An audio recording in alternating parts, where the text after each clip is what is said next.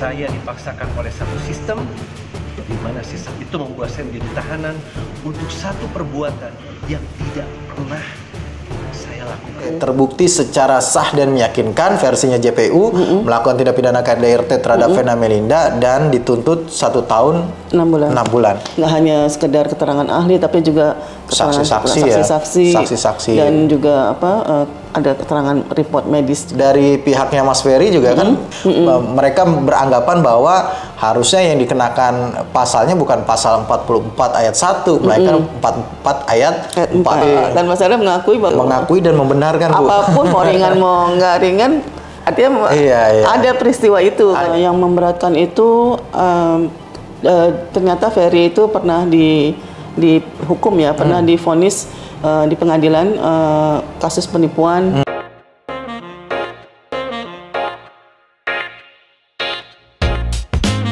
Assalamualaikum warahmatullahi wabarakatuh. Waalaikumsalam warahmatullahi wabarakatuh.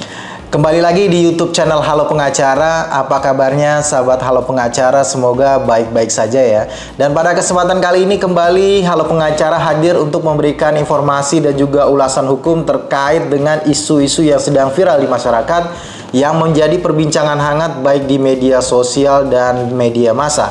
Dan bersama Bu Silviani Abdul Hamid, pada kesempatan kali ini kita kembali akan memberikan update terkait dengan hasil persidangan perkara dugaan KDRT yang melibatkan Mas Ferry Irawan sebagai terdakwa ya di Pengadilan Negeri Kota Kediri. Dan pada persidangan hari Rabu kemarin tanggal 3 Mei, Rabu sore ya, tanggal 3 Mei, itu ternyata sudah dibacakan atau dilaksanakan agenda sidang pembacaan tuntutan oleh jaksa penuntut umum. Dan kalau tidak salah pada saat itu jaksa menuntut Mas Ferry dengan tuntutan pidana penjara selama 1,5 tahun atau 1 tahun 6 bulan. Namun sebelum kita lanjut mengulas isu hukum ini dan menyaksikan video ini, jangan lupa sahabat Halo Pengacara dukung terus Halo Pengacara dengan mensubscribe YouTube channel Halo Pengacara, dan jangan lupa nyalakan loncengnya supaya terus mendapatkan update-update terbaru dari video-video Halo Pengacara.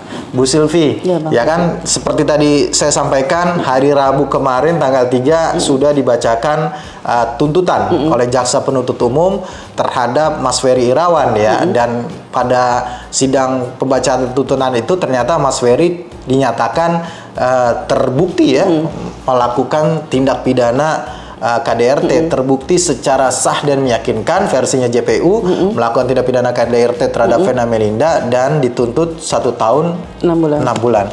Apa yang menjadi pertimbangan JPU kemudian pada kesimpulan bahwa Mas Ferry ini terbukti melakukan KDRT?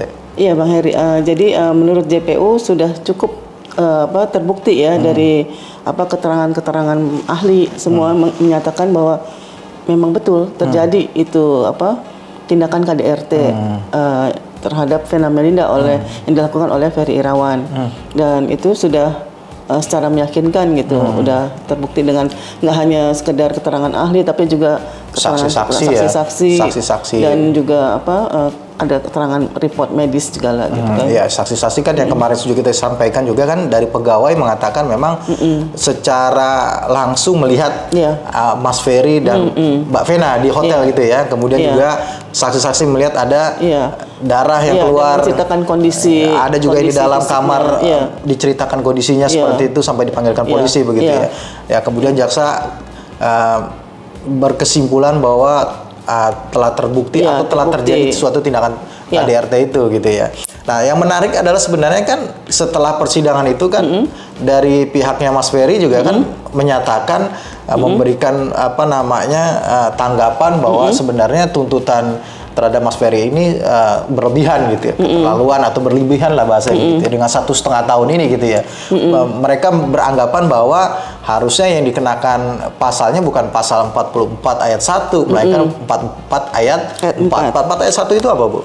Ya, saya bacakan ya pasal 44 ayat 1-nya, yaitu setiap orang yang melakukan perbuatan kekerasan fisik dalam lingkup rumah tangga sebagaimana dimaksud dalam pasal 5 huruf A dipidana dengan pidana penjara paling lama 5 tahun atau denda paling banyak 15 juta rupiah. Ancaman pidananya 5 tahun berarti ya? 5 tahun dan denda 15 juta rupiah. Paling banyak 15 Kalau juta. Kalau 44 ayat 4 yang dimaksud oleh pengacaranya Mas Ferry itu? Ferry itu yang bunyinya di dalam hal perbuatan sebagaimana dimaksud pada ayat 1 ya, dilakukan oleh suami terhadap istri atau sebaliknya, yang poinnya di sini nih, yang tidak menimbulkan penyakit atau halangan untuk menjalankan pekerjaan jabatan atau mata pencaharian atau kegiatan sehari-hari, dipidana dengan pidana penjara paling lama 4 bulan.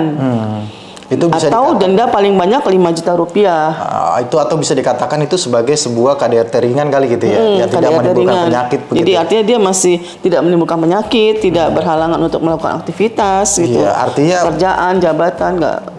Dari pihak Mas Ferry ingin mengatakan bahwa seharusnya berdasarkan ringan aja. Keterangan ahli gitu ya, ini sebenarnya masuknya dalam kategori ringan begitu, karena tidak menimbulkan sakit segala macam dan hukumannya atau ancaman pidananya hanya 4 bulan begitu ya. Cuma yang jadi pertanyaan adalah dengan adanya pernyataan ini, bukankah itu secara tidak langsung mengatakan bahwa benar telah terjadi sebuah tindakan KDRT kan begitu? Iya, jadi bertentangan dengan pernyataan yang di awal. Kita masih ingat ketika di awal pada sidang pertama ketika pembacaan dakwaan itu kan Mas Ferry mengatakan bahwa dia tidak melakukan, bahwa dia ini adalah sebuah korban dari sistem kan bilang begitu. Nah, dengan adanya pernyataan ini berarti ini kan agak berbalik nih gitu ya. Iya, akhirnya jadi nggak tanpa mengakui tapi ini ringan gitu ya. Tanpa nggak tahu sadari apa enggak ya. Dia mengakui berarti. Tanpa sadar mengakui bahwa tapi ringan gitu. Mengakui dan membenarkan, Bu. Apapun mau ringan mau nggak ringan, artinya ada peristiwa itu. Ada peristiwa itu. Tidak menafikan bahwa telah terjadi sebuah peristiwa itu ya.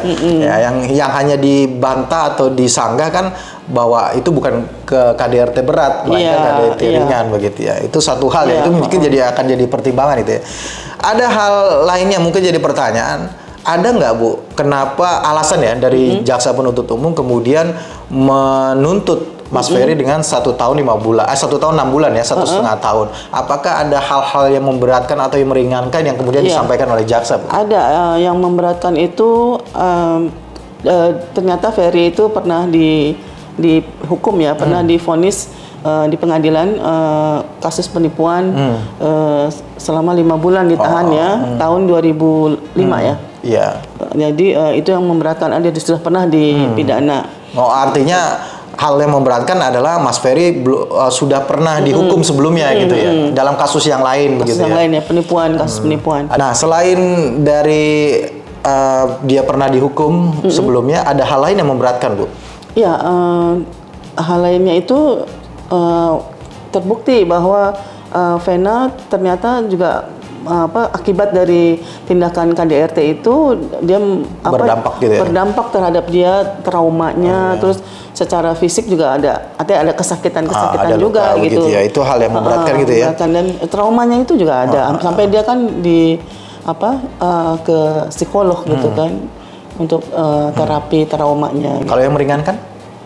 Yang meringankan itu Ferry Irawan berlaku sopan ya selama proses persidangan, jadi lancar ya gitu persidangannya gitu ya. Ya ini kan sudah ada tuntutan ya, Bu, dan sebentar lagi sepertinya kan secara agenda pasti ada pembelaan dong. Iya, nanti rencananya Selasa ya. Rencananya Selasa ya. Selasa berarti tanggal berapa tuh? Tanggal 9. Oh, tanggal 9 ya. Mei. 9 Mei ya. Berarti nggak Rabu lagi, Selasa ya, maju ya berarti ya. Ya, baik, mungkin nanti kita update lagi kali, Bu ya, setelah persidangan hari Selasa. Insya Allah kita akan update lagi apa yang menjadi poin-poin keberatan pembelaan dari Mas Ferry. Mungkin nanti ada pembelaan pribadi juga, ada pledoi pribadi, ada juga pledoi dari kuasa hukum, bisa jadi ada 2 gitu ya. Menarik kita lihat kalau nanti. Yang pribadinya Kalau ada yang pribadi menarik, nanti kita akan ulas, nanti kita akan sampaikan lagi insya Allah pada setelah persidangan nota pembelaan dari Mas Ferry dan juga kuasa hukumnya. Terima kasih Bu Sylvie atas waktunya. Terima kasih juga sahabat Halo Pengacara yang sudah menyaksikan video ini sampai dengan selesai. Jangan lupa terus dukung Halo Pengacara dengan memberikan likes, komen, share video-video Halo Pengacara, dan jangan lupa juga nyalakan loncengnya serta subscribe YouTube channel Halo Pengacara. Terima kasih sekali lagi. Salam Halo Pengacara. Assalamualaikum warahmatullahi wabarakatuh. Waalaikumsalam warahmatullahi wabarakatuh.